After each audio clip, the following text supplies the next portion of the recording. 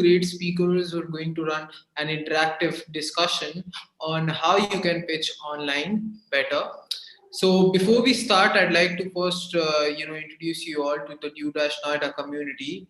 So DueDash Noida community is a global community where we bring founders across investors to make their startups investable, build their business with focus, and receive funding. I'd like to now call Marcus, who's one of the co-founders of DueDash, to give you a brief about DueDash. Hey everybody, welcome. Good to see you here, and thanks Shubham for that introduction. Just a few words from our side. Shubham is one of our city leaders leading the Founder Sparing Ring in Noida. With our DueDash community, we really try to help founders across the world. So that's why we're having all those Founder Sparing Rings across the world, to have not just a global but also local impact, and that you just know quickly what you can expect from the, let's say, DueDash universe, what type of benefits you can derive from that. I'll be just sharing 3 to 4 slides so that you get a fast background on what we do here. So at DueDash, our mission is to make startups investable. How are we doing this? Is, as Shubham said, that we're bringing together all the relevant players from the global startup ecosystem and really help them on all the startup and fundraising related processes, and thereby become investable and receive the needed funding. On DueDash, we really have a world full of opportunities. So you can not only strengthen your local and global network, you can join events like today that really bring you further in one specific area of your business. You can find your co-founders directly on DueDash on the global area, but also locally in your founder sparing rings. You can learn from experts across the world, like today, Martin and Lau, on pitching.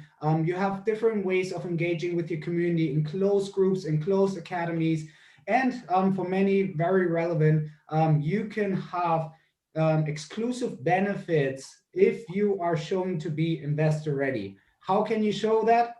We have a free DueDash investment readiness check out there where you can just go through. We give you a free diagnostics on how investable you are in each area of your business, which also includes uploading your 60-second pitch here to the Noida Founder Sparing Ring. And then from there on, if you show to be investable, we can put you in front of investors across the world. You can receive credits of up to 25,000 US dollars through our partners, and we can really help you get that funding if you're willing to take that route of the entrepreneurial success. And last but not least is, this is the Founder Sparing Ring of Noida. In here, Shubham will try to bring in all the relevant ecosystem players that are needed for you as a founder, investors, experts, co-working spaces, accelerator programs, governmental initiatives, so that you have all the relevant players all in one place. And with Shubham, you have a very motivated young entrepreneur sitting here who's really willing to help each one of you out there to become investable. So just join that Founder Sparing Ring after the event if you've not been part of it. And yeah, looking forward to seeing you all in there. If you have more questions, feel free to contact directly Shubham, come to our website, or talk to Michael, our head of global community. That's all I want to say, just to frame that session, give a short introduction of what DueDash is about, and I'm happy to give it back to you, Shubham.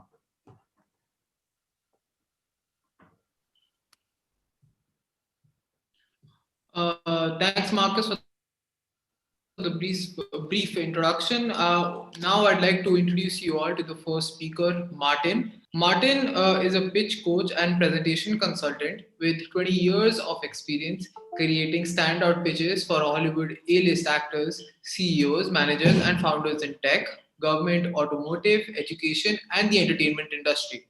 He has trained startups at Plug and Play, Angel Hack, China Accelerator, Beehive, and Startup Grind. He's going to today share his insights and training, which will inspire aspiring entrepreneurs to pitch with impact and confidence at their demo days. Over to you, Martin. Thank you very much. Hello, everybody. Thank you, Shubham. Thank you, Michael. Thank you, Marcus. Thank you, everyone, for joining. Thank you also, Lard, my co-speaker. We're going to have a fantastic session today, and I am going to talk about online pitching. So let me get my slides up. Okay, can everybody see a first slide that says pitch online with a fantastic professional doing an online pitch? Can you see that? Yeah? Excellent. Today, I'm going to talk about something which is really important for everybody, okay? It's how we can be amazing at pitching online. So before I start, one question. Is everyone okay with my English? You can hear me clearly? Brilliant. Okay, so pitching online. It's very obvious that COVID has accelerated change. This year has been insane, and we are moving and changing in all sorts of directions, and things are happening faster and faster. This is how we used to pitch, on stage in a fantastic co-working space with a great big screen and an audience of real people in the same room. However, this is our new reality. We are now all looking at a smartphone or a laptop. We're in different parts of the world. I'm in England, people are in Germany, in Denmark, in India, and we're all over the place, and we are pitching to our mobile phone and our laptop. Things are changing fast, but I want to share with you an insight I recently found out, that things are changing really quickly already. Last year, 2018 to 2019, there were 11 new internet users every single second. That is insane. The amount of people that are getting a smartphone, getting an internet connection, getting their laptop and joining the World Wide Web is going crazy. And I wonder what the numbers are for this year, because more and more people, my father who's 75 is now using Zoom. So people all over the world across all age spectrums are now coming online to do meetings, to do conferences, and to pitch. So the changing factors of 2020, we're pitching online. Every second, 11 people are joining the internet, and things are changing incredibly quickly. So this is happening more and more and more. You can join a meeting or a pitch from almost anywhere at any time. That means we have huge amounts of new possibilities. So this shift to pitching, two things I'd really like to point out is you can connect to people anywhere. So it's not just about the investors that live close to you. You could be talking to investors in Silicon Valley from wherever you are. You could be having meetings with people all over the world in different time zones. So we can go further and faster with our message. And we're also reducing cost. We're reducing renting on offices. We're reducing going to meeting rooms. We're reducing traveling through a city for an hour just to have a meeting. So we're saving money and we're saving time, and we're reaching further. Another insight I'd like to share is that 68% of video calls now take place on mobile devices. So you now have a meeting room in your hand. So you have a phone, you can pitch. And if you set up that meeting because you have a fantastic business idea, because you have an amazing vision, you have amazing potential, you have a phone, you can have your pitch and you can pitch to anybody. So we're in this new situation. We're now smartphones and our laptops instead of all sitting in the same room. However, the principles of pitching are the same. The tools are very different. And technology is great. We all love technology, but we've all experienced when technology has not gone smoothly. Maybe the battery ran out. Maybe the Wi-Fi shut down. Maybe the connection was unstable. Maybe you had trouble sharing your slides in the new chat software. So technology is not always smooth.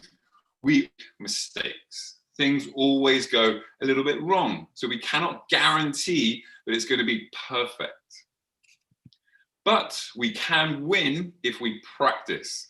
And in today's session, I'm going to share with you some ideas about how you can be really amazing at online pitching. And these are ideas that I've got from being in lots of Zoom meetings myself, researching different techniques, and observing and watching people pitch. I make lists of all the mistakes that I see, and I think of solutions to help people. Because like I said, this is the new normal. We are pitching more and more online, and this gives you so many opportunities to connect with people that you may never have met before. So I'd like to ask you to do something for me. Okay, so can you give me a thumbs up if you're going to do something for me? Yeah, we got some thumbs up. Yes, excellent. I would like you to make a small commitment to me. I would like you to try at least 3 of the things that I'm going to share with you today. So I'm going to give you some insights. I'm going to give you the opportunity to go and download more information. And all I want you to do is try 3 things. Think of the 3 things that will really impact your performance, your business, and your pitching ability. Okay, so let's get into some content. How can we be amazing at pitching online? The first thing I always tell people is whenever you're pitching, please stand. Don't sit at your desk. Stand up. If you were in a real pitch, if you were in a pitch in 2019 and you had a room full of people, you wouldn't sit down. So therefore, the same rules apply. When you're pitching online to your device, stand up. I'm standing up now. It gives me so much more performance ability. I can move my body. I can breathe properly. I can move my hands. I'm not spinning in a chair. I'm not resting my hand on a desk. I'm standing because your time is important. And I want to make the best impression possible. So when you stand with your feet the same width as your shoulders. This gives you a stable platform to perform. You can move your hands, you can make eye contact, and you can really connect. So if you do anything after today, please stand when you pitch.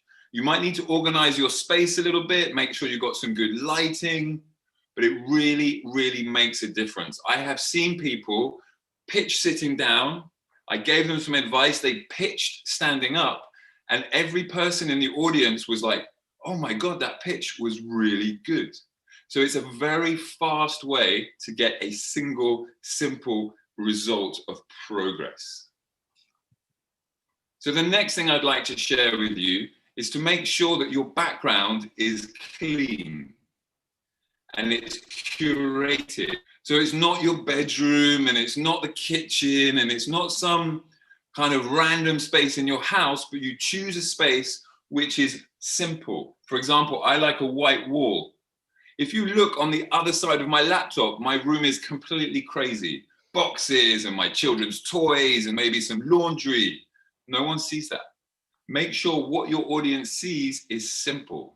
And you can curate your space. You might have a plant, you might have some bookshelves, you might have a clock, some feature that gives you some kind of background, but make sure that it is intentional so that you are setting the right impression.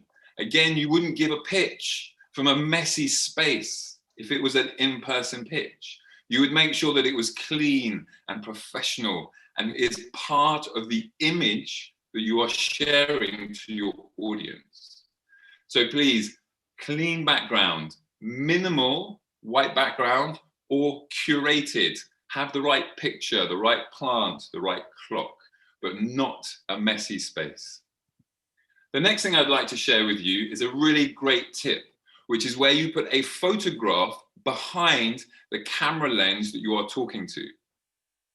Now, this is a really good idea because if you don't, we all end up looking at ourselves in the little window of Zoom.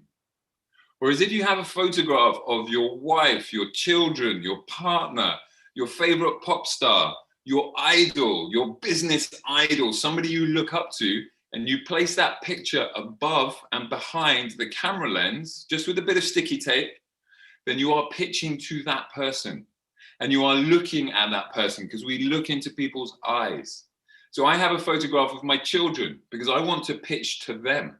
I'm doing all of this for you and for them, and I'm focusing on them, and I'm not looking at myself in the window of Zoom or Teams or Skype or WhatsApp or whatever tool we might use. And again, just a very simple photograph from a magazine, photograph from your family album, but you want to pitch to somebody you care about. Because when you're standing up and you have a clean background and you have a clear focus, you will do a much better pitch. Another thing that I'm always recommending people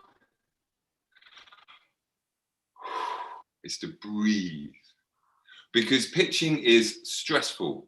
There is no rewind or pause. Once you start your pitch, you are pitching.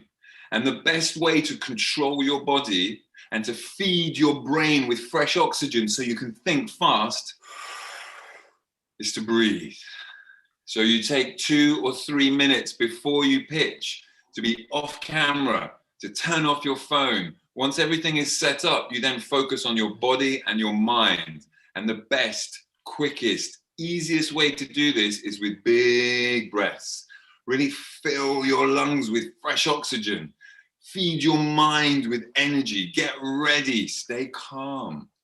You may have noticed people when they pitch, if they haven't done their breathing exercises, they talk like this and they get nervous because they haven't centered their body.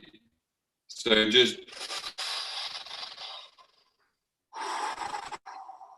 it helps you calm down, slow down. You can project your voice so people can hear you clearly. And it's a fantastic way of centering yourself. And finally, the last tip that I want to share with you today is dress to impress. Again, like I said, if you were in an in-person meeting, you wouldn't sit down. So when you're online, you stand up. And again, when you're online, just because you may have come from your kitchen or your bathroom or your bedroom, or you've just put down your children, you still need to look professional. Now, that doesn't mean wearing a suit. It could be a shirt or a t-shirt or anything that you feel comfortable in and helps project your message. So whether it's a black t-shirt with your company logo, or whether it's a smart t-shirt that shirts, I know is an impression for you. I am doing something different. I am respecting your attention.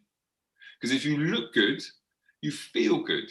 And when you feel good, you present well. And if you're presenting well and enjoying yourself, your audience will enjoy listening to your message and your ideas will grow. So it's part of a whole package.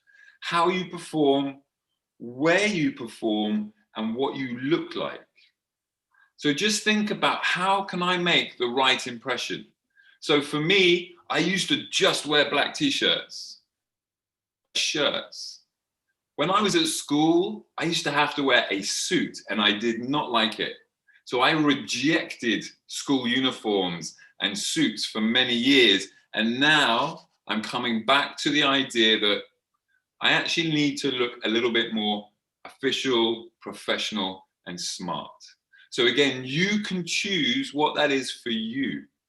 But I want you to think about it and, like your space, be intentional. Okay, guys, that was all I'm going to share today because I don't want to bombard you with tons of information. But what I want to say is I've shared 5 online pitching tips, and I have another 10 that I want you to benefit from. So I've created a free online pitching guide. Okay, so today I shared 5. There is another 10 tips that you can have access to. And what I'd like to do now is give you one last pitch. I want you to go and visit my new website, which is called 8secondstoconnect.com. And I'm really passionate about helping founders, startup entrepreneurs do their pitching really well. And I believe that when you start your pitch, you have a very short amount of time to catch people's attention. Because when you have attention, people are listening. If you don't have attention, people are looking at their phones, they're thinking about the rest of their day, and your message is not being absorbed. So I really want you to be amazing at the beginning of your pitch. So you catch attention, you hold attention, and your message spreads. So if you would like the remaining 10 tips for online pitching, please check out 8 Seconds to Connect. give us your email, join the emailing list, and you can get a free PDF download that you can save on your phone. And if you check this PDF a day before you do your next pitch, you can get some amazing results. So now I have finished, and I thank you for your time, and I look forward to answering your questions at the end of the session. So if you remember, I talked at the beginning about tools. The mobile phone and a laptop is a new tool for presenting. So I want to hand over to Lar, who is my new friend. And we have met recently because of online pitching, because of online communication. And he's going to introduce to you a fantastic tool that I really like, that I'm using myself, and he has developed. So now I'm going to hand over to Lar and say, you know, enjoy listening to the rest of this session and really take notice of this tool because it works fantastic. So thank you very much for your time. Thank you very much to all the organizers. I'm now going to close my slides and hand it over. So without further ado, here we go to Log. Thank you very much, Martin. And I hope I'm not taking the word directly from you, Shubham. If you want to do another intro, then please let me know. Otherwise, I'll just continue. So, yeah, sure. I'd like to first introduce, to the audience, Lauk, who's a co-founder of pitcherific.com, which is a digital tool which helps anyone to pitch with confidence. So I've personally used the tool and I'm totally intrigued by the way how they've built it. Lauk is also a former external lecturer at our host university in the field of entrepreneurship. So I think anyone who's from field of entrepreneurship for this event is going to benefit a lot from Laug's input. Over to you, Laug, now. thank you very much, Shubham. And I'll share my screen as well, so you can get a hold on my slides too. And hopefully you're all ready to learn how to prepare a pitch in record time. And I also saw a question in the audience about how to pitch their product online. And I hope I will let you know a suggestion for that in the next 20 minutes. First, I would like to share a very simple idea with you, and that is the definition of pitching. And in some way, this should be something that we don't need to talk about, but because pitching is not just a normal presentation, there are two specific elements to pitching that is important if we want to succeed in pitching. The first is that we need to convince. We need to be easy understandable, but also need to be able to, and somehow convince so the other person, the person we pitch to, want to buy in on our idea, want to invest, want to partner up, want to share the idea further, something that is convincing. But we also have to do it within a time limit. And that's the fuzzy thing about pitching, right? Because if you just had 60 minutes to do any presentation, then of course you will be able to say all the interesting things and be convincing. But actually, time limits are a friend to us when we know how to use it, because it's actually easier to convince within a time limit than if you just had loads of time to convince him. So a little short about me. I'm the co-founder and CEO of pitcherific.com, a tool for pitching, as Martin said, that I'll be sharing with you guys in the end of this presentation.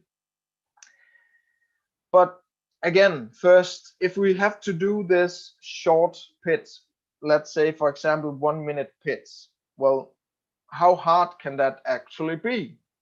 Well, many of us feels like Winnie the Pooh when we ask that question. The piglet says it wasn't very wise to say Winnie the Pooh. And Winnie the Pooh says, yeah, well, it was nice when it was inside my head, but then something happened on the way out. And this is the way we can feel as entrepreneurs. We can feel that these new ideas, these never heard before ideas we tell about, we will all often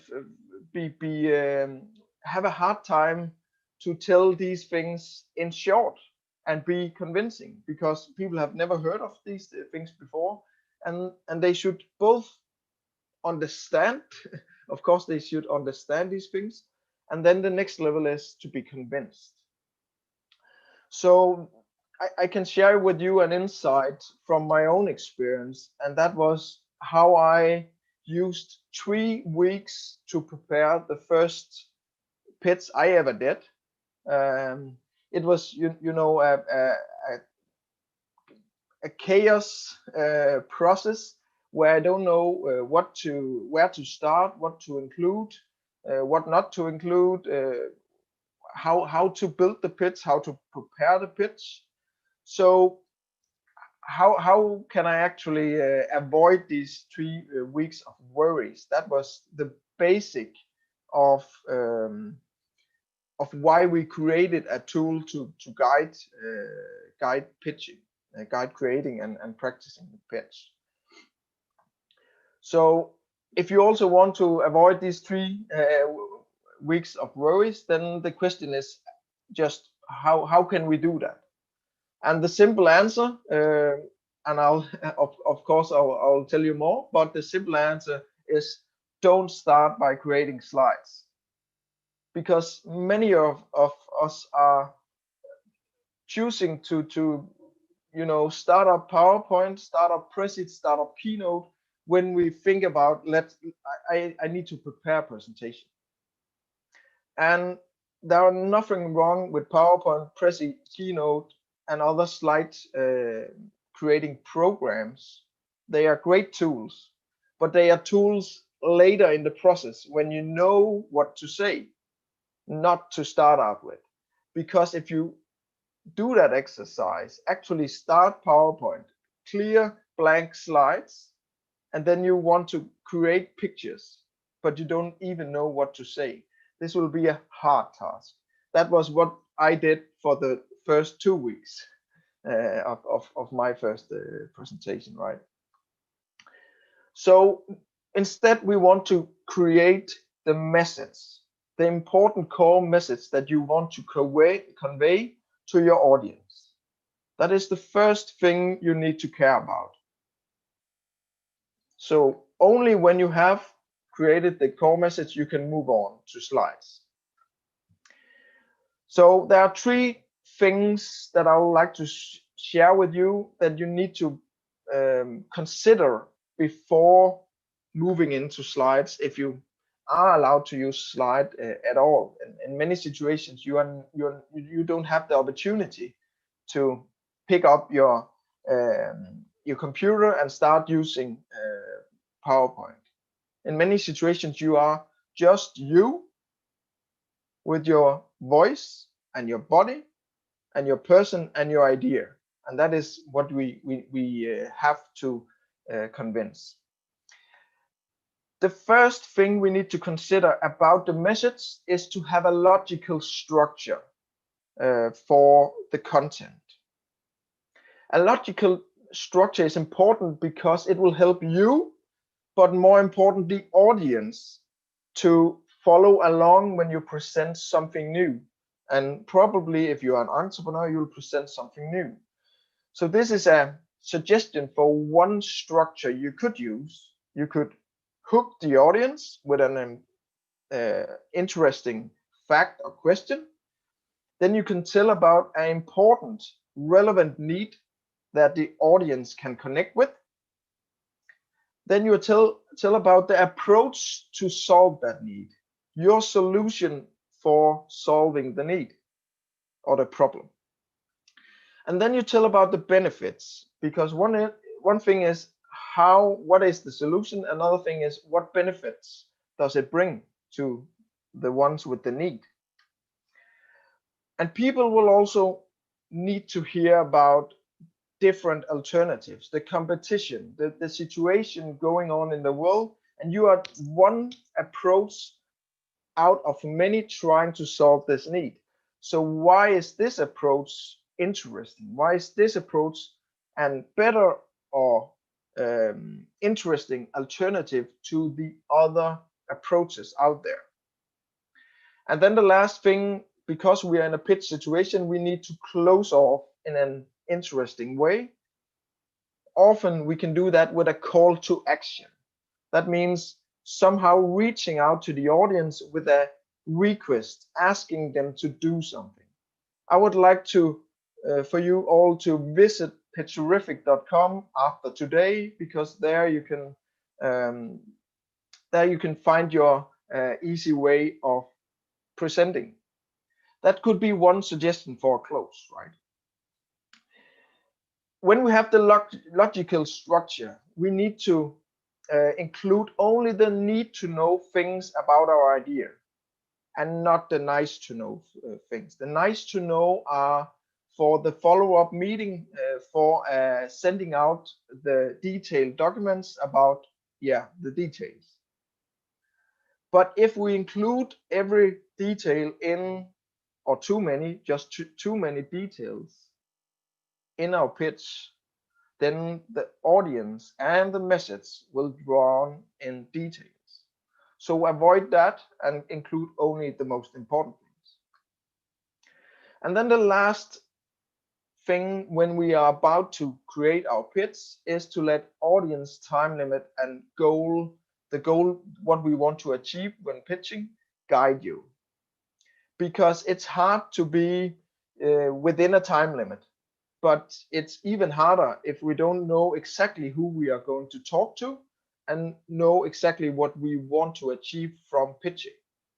So if we are aware of these things when we start out creating our core message, then we have a lot better chance of connecting well with our audience and to be within time as well. Okay.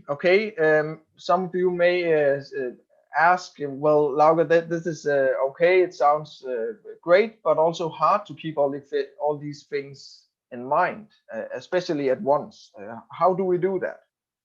Well, I know, I know, and pitching is both very simple and very complex at the same time. But don't worry, because that's why we have created a tool for you, so we got your back. So I want to use the last 5 minutes to show how you can do a easy, understandable, on-time, convincing pitch and have it prepared in only 25 minutes. This is the 1 minute version of a pitch, right? It's not a 10-minute or 4-minute version. That will take you a little longer, but I'll show you a process that you can use every time you need to prepare a pitch.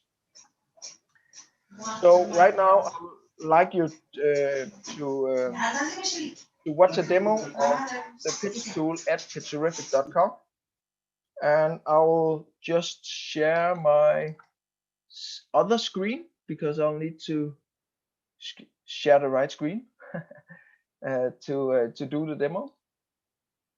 And the right screen is this one. So everything starts at pitcherific.com. If you already have an account, you can log in by signing in. Otherwise, you can sign up. There's a free 7-day trial, so you can try out the tool. Because I have an account, I'll just sign in here.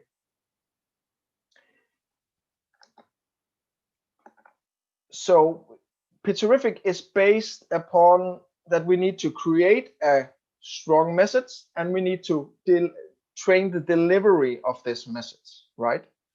So starting out on the first one, we want to help you create a convincing pitch faster So we use these best practice templates. Best practice templates are put into different categories. So there are pitch your ideas, for example. There are for startup events, for investor pitching, job interviews, and explaining science. So depending on your purpose, we have built some suggestions on what to include, what not to include, and in what order to.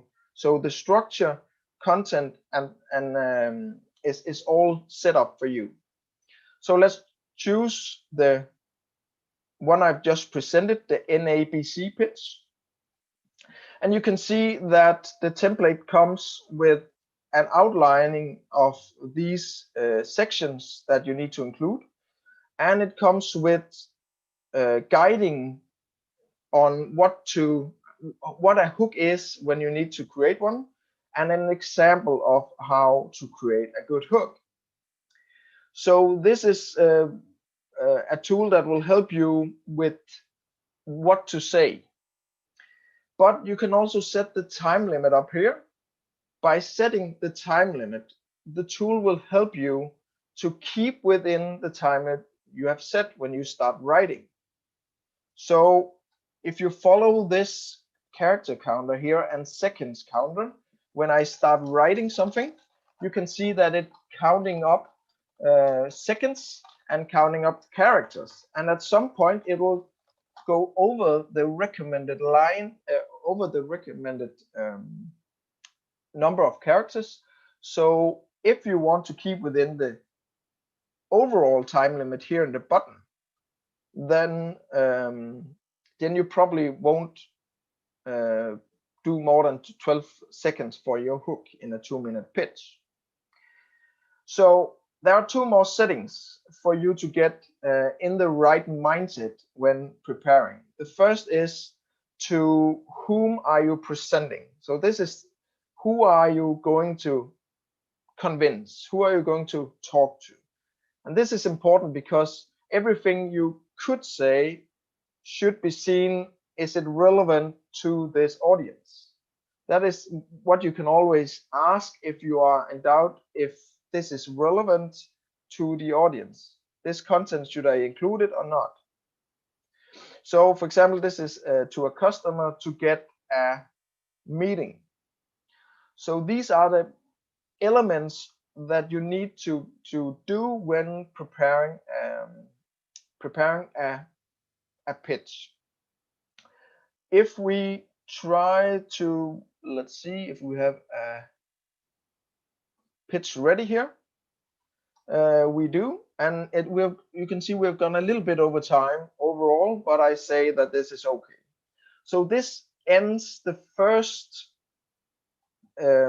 thing on training the pitch, namely creating the message. So now we enter the second thing, and a very important thing, that is the training the delivery of your pitch, right? So we enter training mode by clicking practice here, and the practice mode is a simulating situation from the actual pitch situation, right? So if you follow the blue line, you will find a pace when you pitch that will keep you within a time limit without speed talking. It goes like this. Did you know that 9 out of 10 entrepreneurs haven't been training pitching, but that it is crucial for their success? If you want another audience, if you want to simulate another situation, there is, for example, the investor. It could be the stage, or it could be that you just want to convince a couple of buddies, at least for a start. These will be listening to your pitch over and over again without being too critical. So last 2 things I will share with you about Pitcherific. And the first thing is that you can, of course, use keywords also. So instead of training reading up, that is not the end goal of training your pitch. The end goal is you put all your preparations away, and then you pitch without any manuscript, without any help, so to say. If you are creating slides, that is an option for helping. And the last thing is, out here to the right, you can see that there is a pitch recorder.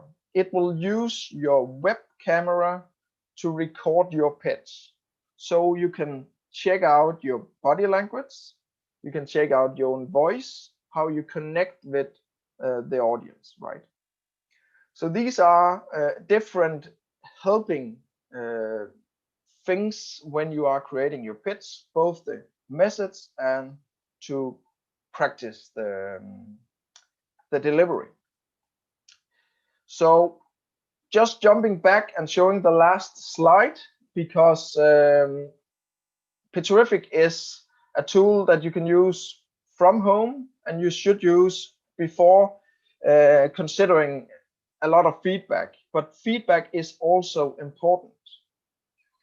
And that is why I would like to share with you the last things here. Sorry.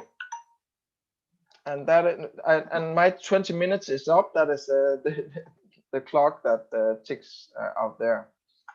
So the last thing is that Pitcherific is, and can what screen can you see right now? Can you see my slides right now? Excellent. So Pitcherific is a tool you should use in the early process of creating a pitch, but also practicing the important message.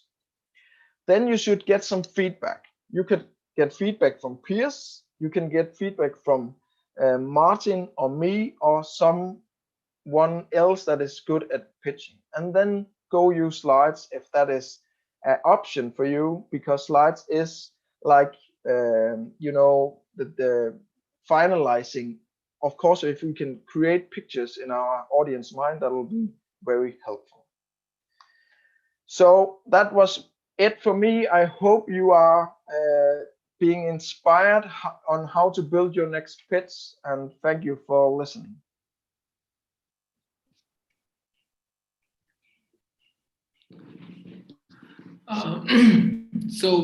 Amazing presentation from our both speakers, and we have some questions in the group chat, and I'd like both of you to sort of give your inputs. So the first question we have is from Sandy, and Sandy often gets anxious while pitching in public. So Martin, because you were the first speaker, I'm going to ask you this question first, that I think it's pretty common. Sometimes people end up getting anxious while pitching. So what tips do you have to sort of beat that anxiety? Fantastic question. Thank you very much. The first thing I'd like to say is that it's perfectly normal to feel nervous. Everybody feels nervous before you pitch, because you have the whole room's attention on you, and you feel like you're being watched and judged and observed, and you are. So to feel nervous is perfectly okay, but you have put yourself in this position, and the results are going to be amazing. And so first thing I want you to just bear in mind is that it's okay. And when you feel and accept that it's okay to get nervous, then you can get over it and focus on your goal. Now, I talked a little bit earlier about breathing.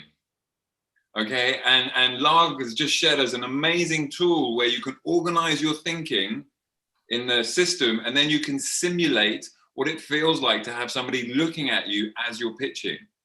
Now, those are really great tools and strategies, and I do them and I think they're fantastic.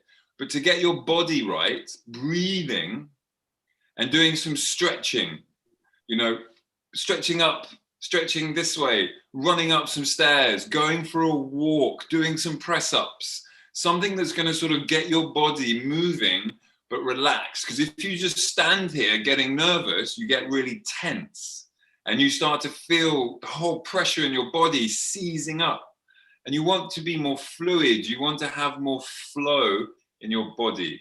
So breathe, turn off your phone, you know your content. Focus on the moment and get some exercise, because exercise helps us relax. So prepare your body and prepare your mind, because if you've used Picturific and you've followed a process, you are prepared. You just need to control yourself in the last hour, 20 minutes, 5 minutes, 2 minutes, and then you present. Great point. I mean, while sort of listening to both of you speak, I just thought that Lauk, if you and Martin can also collaborate on a picturific version 2.0 or a Martin version, I think that's also going to do really well. A product on Martin's ideas and your, I'd say, uh, technical expertise. Absolutely. I'm up for that. I was thinking the same thing. Let me just say one thing about nervousness, and also answer maybe Michael's question here, because the best thing that I've known to make me more relaxed when pitching, and it's basic, but that is be well prepared, because then you can easily or more easily lay back and say, well, I've done my best here. I'm prepared. And then, of course, if we only sit at home and never get input, then we can be on the wrong track. So the other thing I would say to be less nervous is to get feedback, to have that feedback from other persons, to say, well, this you shouldn't say that, or you should improve on this, because then you know that you have done some things to get better. And then the last thing, Michael's question here, how to improve on a pitch, or improvise, sorry, on a pitch. Well, again, the best platform for improvising is being very well prepared, because then you can jump. If you are on the wrong track, then you can jump into another track. Then you can change tracks, and you can grab a question from the audience before you continue with your own. So again, being well prepared really helps you in so many ways, both with nervousness and improvising. Absolutely. Great points, Lauk. The second question we have on our chat is that how can someone pitch a product virtually to their customers? And I'm considering these are both the existing customers and prospective customers. So how do you set up a virtual pitching journey for them? Martin, you go first. I mean, I think we've just seen one. We've just seen a demo of a digital tool. And I think, Lark did a fantastic job of talking about the problem, talking about how we feel about the problem, and then showing how to use the tool. And I think some points I would add on top of that, and as Lark did, he kept it very simple. It's like, this is what you do, these are the 4 functions, and he had a slide with one piece of paper and lots of paper.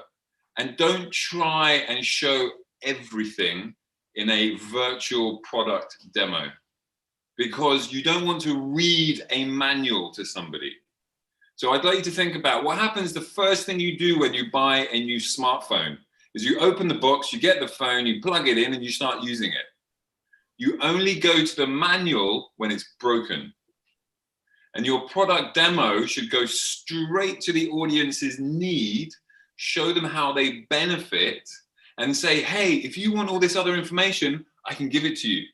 But right now, I want you to be successful with the product or the tool that I'm giving you. And you want to show the benefits. You don't need to show every single user step, but you want to show how they improve their lives. Great points. Lauk, do you have something to add to that? I very much agree, and then hopefully the NABC model will be a way to approach this, because this is a model for presenting new ideas to customers and also products to new customers.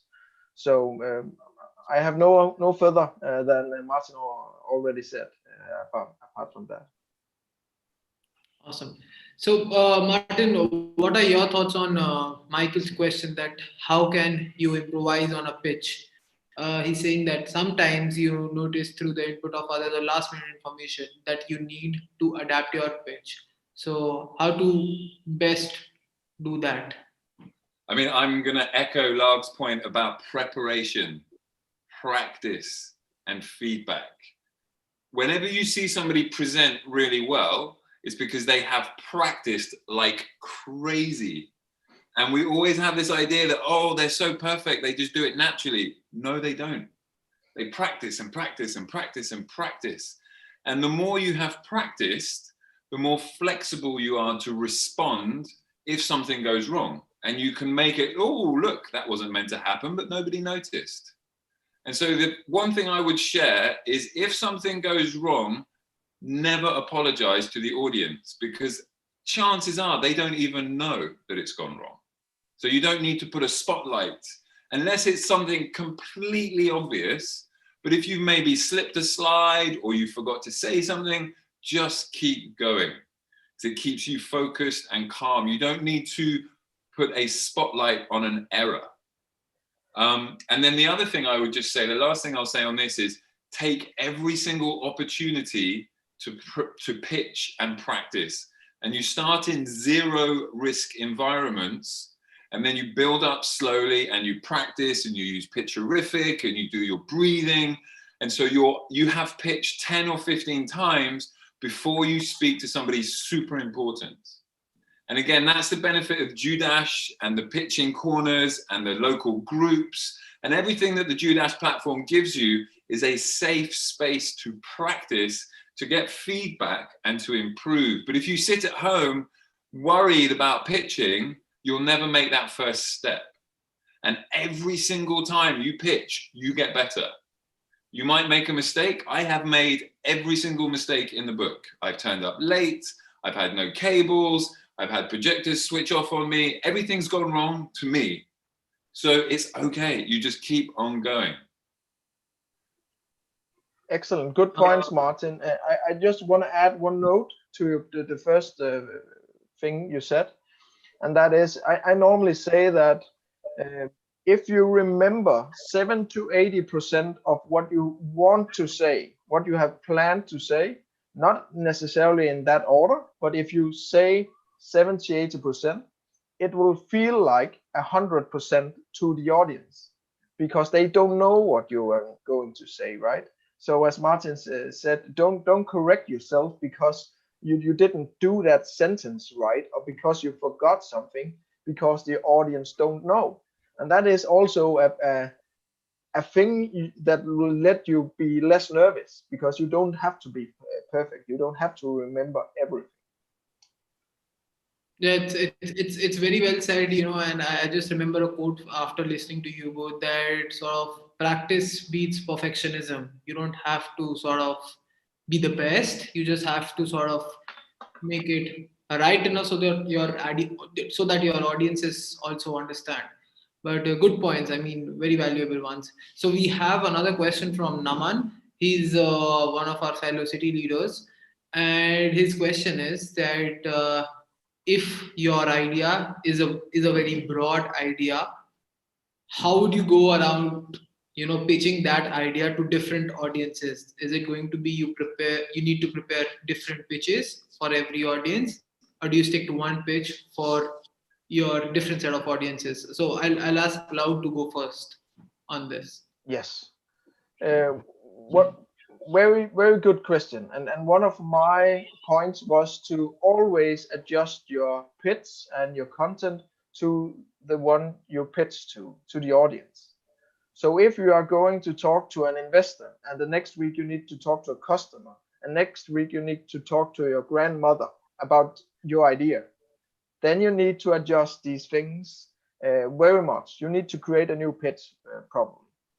On Pitcherific, we have done that. You can copy a pitch, and then you can make change it into fitting to another audience. But for example, an investor will need to hear things about return on investment, about go-to-market strategy, about the business model.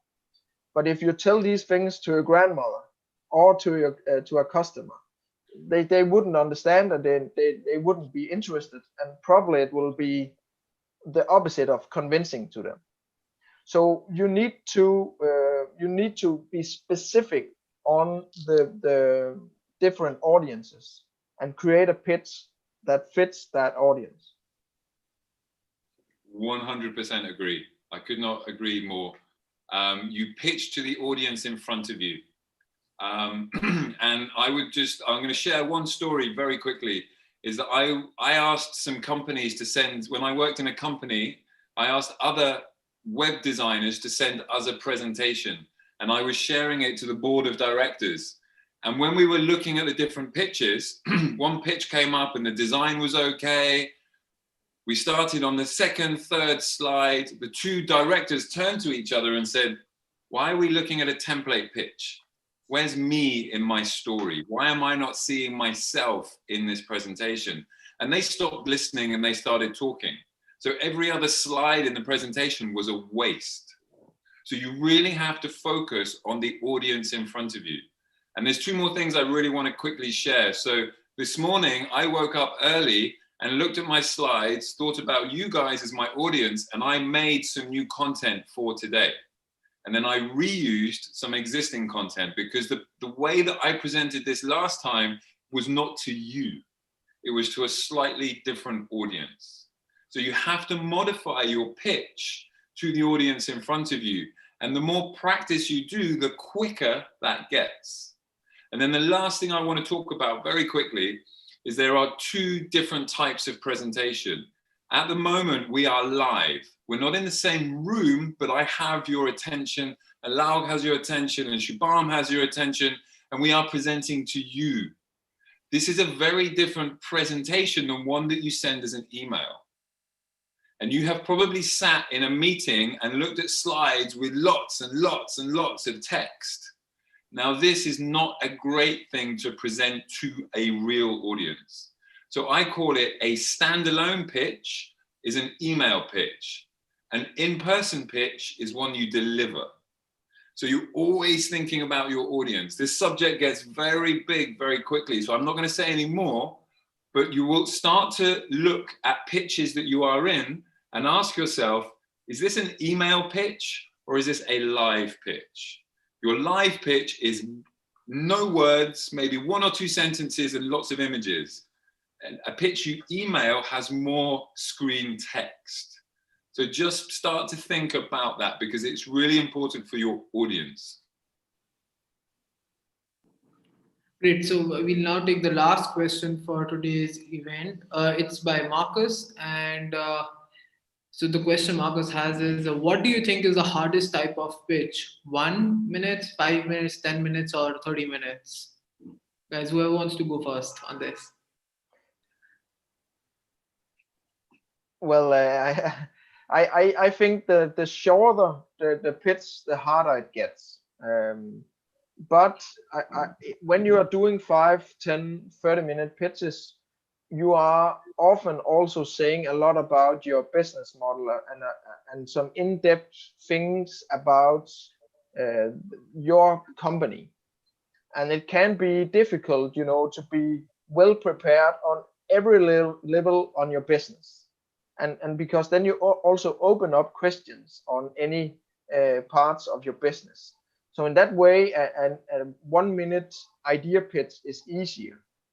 But what I experience is that in general, it's harder for people to cut down their message down to a shorter length of pitch, for example, 30 seconds, 1 minute, than it is to go the other way and do a 5-minute or 10-minute pitch. Because the difficult thing is to do a short pitch and keep the core, and only the core. I 100% agree.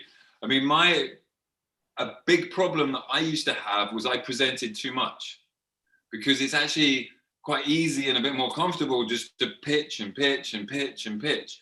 The hardest thing is to have attention. Now, you need attention whether you're pitching in 8 seconds, 30 seconds, 60 seconds, 5 minutes, 20 minutes, 60 minutes.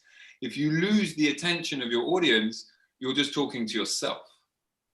So again, it's all about attention, and it's very hard to get attention and keep it. So a 1 minute pitch, like Larg said, you have to just get the main point across and then stop. And so that is the hardest thing to practice. But once you are good at that, everything else gets a lot easier. But attention is the most important thing. So almost every slide that you share is a new pitch, because you're talking about a new aspect of your business. So you're actually doing, in 5 minutes, maybe 7 or 8 elevator pitches. So think about it like that. Attention is the most important thing. And as we just talked about, managing your time and staying focused on the essentials. Great. I think we have our speakers have, I hope for the audience, answered all the questions. And I hope that today's session was helpful for our audience as well. So the recording of this session will be available for everyone on the DueDash platform. And I can see that Marcus has posted a link. So I hope everyone who's enjoyed today's event can join the community. Apart from that, both the speakers are available on DueDash as well, so you can reach out to them in their direct inboxes for any sort of assistance. With that note, I think I'm going to end the event, and I'd like to thank both of you for taking out time today for our audience, and I hope you've enjoyed it as Thanks for well. listening. Yeah, thank you very much, everybody. It's really great. Thank you, Shabam, for organizing. It's been a real pleasure. Have a great day, everyone, and bye bye. Bye-bye.